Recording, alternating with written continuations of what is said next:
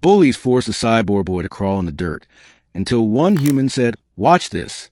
Beginning, the boy in the dust.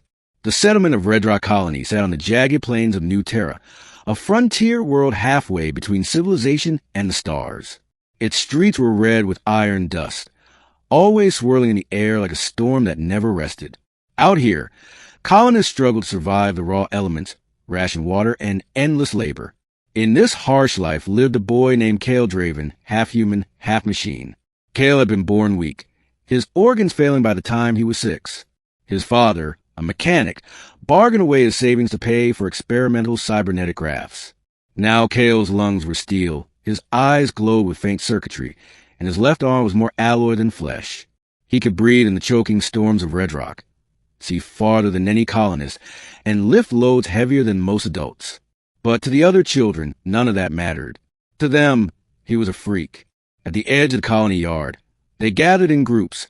Torin Vesk, son of a mining boss, leading the pack. Torin's voice was sharp as the whip he carried, his words dripping venom. "Crawl, machine boy," Torin sneered one afternoon, shoving Kale to the ground. The red dust clung to Kale's face as laughter roared around him. "Yeah, crawl like the crawler bots your daddy fixes," another boy jeered. Kale clenched his mechanical hand into a fist, but he didn't fight back.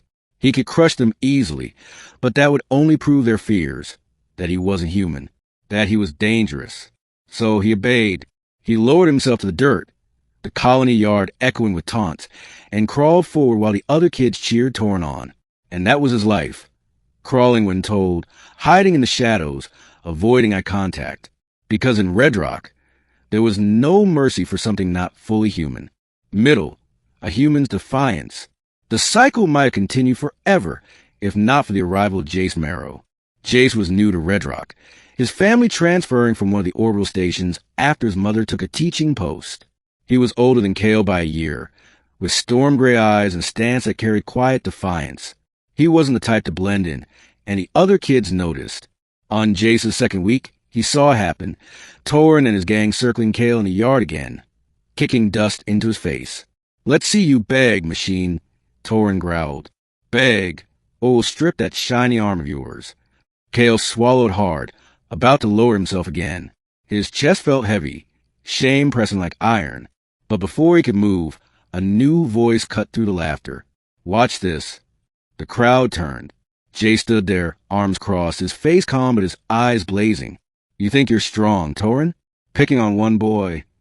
Jay said, "Why don't you try someone who can fight back?" Torin blinked, stunned at the audacity. "What did you say, station rat?" "You heard me." Jay stepped forward. "If you want to shove someone in the dirt, start with me." The yard went silent. No one ever defied Torin, not openly. Torin's lips curled into a smirk. "Fine. You want to play hero? After class. Out back." Jace nodded once. "Deal." Kale stared at him, wide-eyed. No one had ever stood for him before. Not once. That afternoon, as the colony bells rang dismissal, the crowd gathered behind the water towers where fights were usually settled. Kale lingered at the edge, torn between running away and watching. Torin stepped forward, bigger and broader, cracking his knuckles. "This'll be quick." Jace just grinned. "We'll see." The fight began, and to everyone's shock, Jace held his own. He moved differently, his steps sharp and practiced, like someone who trained in station combat drills. Torin swung wildly, but Jace ducked, jabbed, and shoved him off balance. The crowd roared, split between gasps and cheers. And for the first time, Kale felt something stir in his chest. Hope. By the end, Torin stumbled back, nursing a bloody lip. He pointed at Jace, furious. "This isn't over, station rat. You'll regret this." Jace just wiped the dust from his cheek and turned to Kale. "You okay?" Kale froze, unsure how to respond. No one had ever asked him that. "Why, yeah," Kale stammered. "Good," Jace said with a grin. "Because next time you're fighting too. I won't always be here to play shield." Kale blinked. "Me? But I can't." "You can," Jace said firmly. "You just don't believe it yet." Rising tension, the hidden power. Over the next weeks, Jace became Kale's only friend. They trained together after class, away from prying eyes. Jace taught him how to balance his cybernetic arm to fight, how to channel his strength without fear. Your problem isn't power, Jace said one evening as the sun sank over Red Rock's jagged horizon. It's trust. You don't trust yourself, but I've seen what you can do. You're stronger than all of them. Kale shook his head. If I fight back, they'll say I'm dangerous. They'll exile me or worse. Or, Jace countered, they'll finally respect you. But Kale's fears weren't unfounded. The Colony Council had strict laws about augmented humans. Any sign of aggression from Kale could be twisted as proof he was more machine than boy. Still, something changed. With Jace's encouragement, Kale stopped crawling. When Torin jeered, Kale stared back instead of lowering his head. The bullies noticed, and their hatred deepened. Then came the raid. It was late one night when alarms blared across Red Rock. A gang of Sky Raiders, scavengers armed with plasma cutters and hoverbikes, descended from the cliffs. They stormed the supply depot, set fires, and dragged colonists into the dirt. The colony guard was outnumbered. Panic spread fast. Kale and Jace were caught near the yard when the raiders charged in. Torin and his friends scattered, screaming. One of the raiders lunged at Kale, slamming him into the ground. A shiny one here. The raider laughed, yanking Kale by his metal arm. We'll fetch good credits for this scrap. Fear surged through Kale. He wanted to resist, but the memory of crawling, the colony's rejection, the council's laws, froze him in place. Then he heard Jace's voice. Kale, watch this. Jace hurled a rock into the raider's helmet, shattering its visor. The raider staggered, and Jace grabbed Kale's arm. Fight back now. The words cut through Kale's fear like lightning. Something deep within him roared awake. His cybernetic system surged, circuits glowing brighter than ever. He rose. The raider swung at him, but Kale caught the blow with his alloy hand. Metal clanged against metal. With one motion, Kale twisted and flung the raider across the yard. The man crashed into a wall, groaning. Kale stood frozen, staring at his hand. He had fought back, and he hadn't lost control. Climax. Crawling no more. The battle raged across the colony, and Kale knew he couldn't hide anymore. He and Jace rushed into the fray together, a seamless pair. Jace quick with tactics, Kale unstoppable with raw strength. When the raiders cornered a group of children, Kale stepped in front of them, blocking the blows with his alloy arm.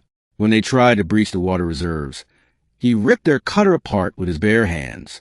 Word spread fast across Red Rock. The Cyborg boy was fighting for them. Finally, Kale faced a raider captain, a towering brute in spiked armor. The man sneered. You're no boy, you're a weapon, and I'll break you. But Kale didn't crawl this time. He planted his feet, dust swirling around him, and met the captain's charge head-on. The fight was brutal, blades sparking against steel, fists pounding like hammers. But Kale's fear had burned away. With one final surge, he drove his alloy fist into the captain's chest plate, shattering it. The raider collapsed in the dust. The rest fled, their hoverbikes screeching into the night. Silence followed. The colonists emerged from hiding, wide-eyed. And for the first time, they didn't look at Kale with fear. They looked at him with awe. Jace clapped him on the shoulder, grinning. Told you, you're stronger than all of them. Ending a new beginning. In the aftermath, the Colony Council met to decide Kale's fate. Some feared his strength, but others couldn't ignore the truth. Without him, Red Rock would have fallen. Torin, still nursing his pride, tried to claim Kale was dangerous, but his words rang hollow in the face of what everyone had seen. Finally, the council leader spoke. Kale Draven is no machine. He is one of us, a protector of Red Rock. For the first time in his life, Kale stood tall without shame. Later, as the two boys sat under the stars, Kale turned to Jace. Why did you help me? That first day, you didn't even know me. Jace shrugged.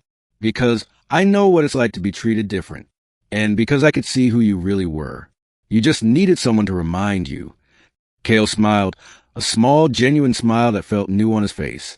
Then I'll never forget it. From that day forward, the Cyborg boy no longer crawled in the dirt. He walked tall, side by side with a human who had said, "Watch this." And in Red Rock Colony, a legend was born.